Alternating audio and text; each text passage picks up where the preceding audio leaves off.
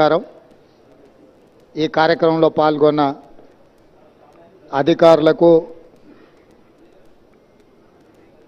ఈ అవగాహన, ఈ పర్యటన గత కొంతకాలం నుంచి రాష్ట్రంలో జరుగుతున్న చర్చ, ఎన్నికల సందర్భంగా మీకు అందరికీ తెలుసు, మేడిగడ్డ బ్యారేజ్ కుంగినప్పుడు మేమందరం ఇక్కడికి రావాలనుకుంటే పోలీసు నిర్బంధాలతో రానివ్వలేదు. అయినా శ్రీ రాహుల్ గాంధీ గారు, నేను, మిత్రుడు శ్రీధర్ బాబు గారు ఎన్నో వ్యయ ప్రయాసాలు కోర్చి ఎన్నికల అధికారులను పట్టుబట్టి అనుమతి సాధించి మేడిగడ్డ బ్యారేజ్ సందర్శనకు ఆ రోజు మేము రావడం జరిగింది. అయితే ఆ రోజు ఎన్నికల ప్రణాళికలో భాగంగా పూర్తి స్థాయిలో ప్రాజెక్టు యొక్క కుంగుబాటు కానీ జరిగిన అవకతవకల మీద పూర్తిగా చూడడానికి సమయము సరిపోలేదు.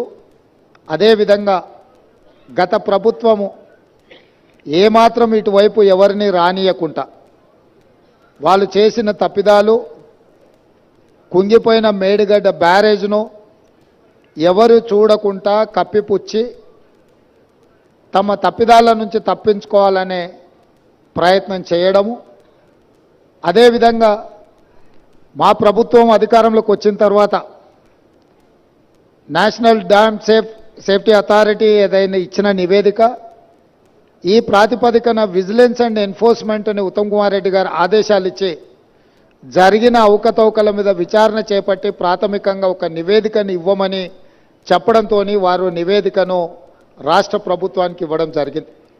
ఆ నివేదికలో ప్రాజెక్టుల యొక్క డిజైన్స్లో లోపము, ప్రాజెక్టుల యొక్క నిర్మాణంలో లోపము, ప్రాజెక్టుల యొక్క నిర్వహణలో లోపము, ప్రాజెక్టుల యొక్క అంచనా, ఒక్క మేడిగడ్డ విషయానికి వస్తే 1800 చిల్లర కోట్లతో మొదలుపెట్టి 4000కు పైగా కోట్లకు పెంచి అంచనాలను పెంచి పాల్పడిన అవినీతి. ఇదే కాకుండా ఈ మధ్యకాలంలో పత్రికలలో చూస్తున్నాం, కాగ్ నివేదిక ఇచ్చింది, పెద్ద ఎత్తున కాళేశ్వరం ప్రాజెక్టులో అవినీతి జరిగింది, 1000 కోట్ల రూపాయల దోపిడీ పాల్పడ్డారు అని చెప్పి ప్రతిపక్ష పార్టీలుగా మేము చేసిన ఆరోపణ కాదు, కాగ్ ఇచ్చిన నివేదిక, విజిలెన్స్ అండ్ ఎన్ఫోర్స్మెంట్ ఇచ్చిన నివేదిక. వీటి నేపథ్యంలో శాసనసభ బడ్జెట్ సమావేశంలో శ్వేతపత్రం సాగునీటి ప్రాజెక్టుల మీద విడుదల చేయడమే కాకుండా జరిగిన అవినీతి మీద పూర్తి స్థాయిలో చర్చ చేపట్టాలి అని చెప్పి ఉత్తమ్ కుమార్ రెడ్డి గారు ప్రభుత్వం దృష్టికి తీసుకొస్తే ప్రభుత్వం కూడా ఆమోదించి ఈ బడ్జెట్ సమావేశాలలో ఆ చర్చకు మేము మొదలు పెడదాం అనుకున్నాం. ఎప్పుడైతే గోదావరి జలాల మీద నిర్మించాలనుకున్న కాళేశ్వరం ప్రాజెక్టు రీడిజైనింగ్ పేరు మీద చంద్రశేఖరరావు కొల్లగొట్టిన 1000 కోట్ల రూపాయల మీద చర్చకు శాసనసభలో తెర లేపాలనుకున్నామో చంద్రశేఖరరావు గారికి పూర్తిగా అర్థమైపోయింది, తను ముఖ్యమంత్రిగా ఉన్నప్పుడు పాల్పడిన 1000 కోట్ల రూపాయల దోపిడీకి సంబంధించి విజిలెన్స్ అండ్ ఎన్ఫోర్స్మెంట్ ఎన్డీఏసీ ఇచ్చిన నివేదికల మీద చర్చ జరిగితే తన బండారం అంతా బయటపడి ప్రజల ముందు అవినీతిపరుడుగా, దోపిడీదారుడుగా, దోషిగా నిలబడాల్సి వస్తుందని వ్యూహాత్మకంగా కృష్ణానది జలాలను, కృష్ణానది మీద ఉన్న ప్రాజెక్టులను కేఆర్ఎంబీకి అప్పజెప్పినరు అని కాంగ్రెస్ మీద ఎదురుదాడి చేసి నల్గొండ జిల్లాలో ఒక సభను పెట్టి ఆ సభ ద్వారా కాంగ్రెస్ మీద ఎదురుదాడి చేయాలన్న ఆలోచనతోటి ఈరోజు నల్గొండలో సభ పెట్టిండ్రు. ఇవాళ నల్గొండ సభలో వారు ఎంత శుద్ధపూసలాక మాట్లాడుతుండే అంటే, ఇక సత్యహరిశ్చంద్రుడే ఇంకో అవతారం ఎత్తి చంద్రశేఖరరావు రూపంలో జన్మెత్తిండు, ఈ సత్యహరిశ్చంద్రుడి శీలాన్ని మీరు శంకిస్తారా? చావు నోట్లో తలబెట్టి నేను తెలంగాణ సాధించిన అని మళ్ళీ 1 కోటి 1వ అబద్ధం చెప్పిండు.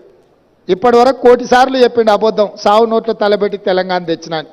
ఎన్నిసార్లు బిచ్చమెత్తుకుంటావా సావు నోట్లో తలబెట్టినా అని? 2 సార్లు ముఖ్యమంత్రి పదవి ఇచ్చారు, 10 సంవత్సరాలు ఈ రాష్ట్రాన్ని పట్టి పీడించినావు, దోసుకున్నావు. ఇంకా కూడా సావు నోట్ల తలకాయ పెట్టినా అని మాటలు చెప్తున్నావు. సావు నోట్ల తలకాయ పెట్టిన చంద్రశేఖరరావు శాసనసభలో నీ అవినీతి మీద చర్చ పెడితే నువ్వు నిజంగా సత్యహరిచంద్రునికి మరో జన్మనెత్తినోడు అయితే అక్కడ వచ్చి కూర్చొని మాట్లాడేది ఉండే. మేమేమడిగినాము? అయ్యా, కృష్ణానది జలాల మీద శాసనసభలో ఏకగ్రీవ తీర్మానం చేసి కేంద్ర ప్రభుత్వం ప్రాజెక్టుల స్వాధీనానికి చేస్తున్న ప్రయత్నాన్ని అందరము తీర్మానం పాస్ చేసి కేంద్ర ప్రభుత్వ విధానాలను వ్యతిరేకిద్దాం రమ్మని మేము అడిగినాం. మీరు రాలేదు. కేంద్ర ప్రభుత్వానికి కాంగ్రెసే అప్పజెప్పిందని అబద్ధాలు నువ్వు చెప్తే వాస్తవాలను డిసెంబర్ 1, 2023 నాడు మీరు ముఖ్యమంత్రిగా మీ కార్యదర్శి స్మితా సబర్వాల్ గారు రాసిన లేఖను అప్పజెప్పడానికి పూర్తిగా మీరు చేసిన ప్రయత్నాన్ని ఆధారాలతో సహా శాసనసభలో ప్రభుత్వం బయటపెట్టింది. దాని తర్వాత నేనేమన్నా, కాళేశ్వరం మీద ఎంతోమందికి అపోహలు ఉన్నాయి, అనుమానాలు ఉన్నాయి, అక్కడికి ఎవరిని రాణిస్తలేరు, అక్కడికి ఎవరైనా వెళ్తే పోలీసులు అడ్డుకుంటున్నారని తెలంగాణ సమాజంలో ఎన్నో అనుమానాలు ఉన్నాయి. ఈ అనుమానాలను నివృత్తి చేయడానికి మంత్రులను, ప్రజాప్రతినిధులను, పత్రికా మిత్రులను అందరినీ తీసుకొని వెళ్ళి వాళ్ళకు చూపిద్దాము, అందరం కలిసికట్టుగా వెళ్దామని మా మంత్రి గారు మీకు లేఖ రాయడం జరిగింది. లేఖతో పాటు 13 తారీఖు నాడు వెళ్దామని మేము అన్నాము. ఒకవేళ మీకు ఏవైనా ఇతరత్ర కార్యక్రమాలు ఉంటే మీరు తారీఖు మార్చమన్నా మారుస్తామని చెప్పి శాసనసభలోనే స్వయంగా నేనే మీకు చెప్పడం జరిగింది. ఒకవేళ బీఆర్ఎస్ నాయకులకు 13 తారీఖు నాడు ఇతర కార్యక్రమాలు ఉంటే మీరు నిర్ణయించిన తారీఖు నాడు అఖిలపక్షం అందరము అక్కడికి వెళ్దాము, పత్రికల వాళ్ళని తీసుకెళ్దాము, అక్కడ జరుగుతున్న పరిణామాలు, నిర్మాణంలో లోపాలను, దాని మీద తీసుకోవాల్సిన చర్యల్ని ప్రజల సమక్షంలోనే ప్రజా కోర్టులోనే చర్చించుకుందామని రమ్మని చెప్పినాము. మీరు రాలేదు.